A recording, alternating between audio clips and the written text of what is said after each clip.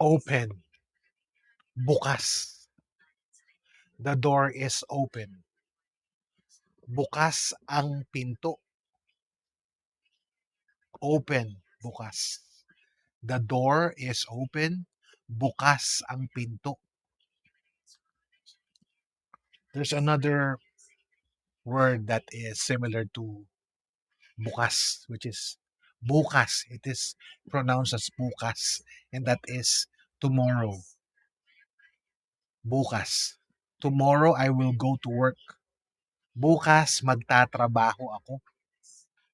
Bukas magtatrabaho ako. Tomorrow I will go to work. So that is open for bukas o bukas and bukas, which is tomorrow. If you need someone to help you with Tagalog speaking or speaking in Tagalog, you could message me.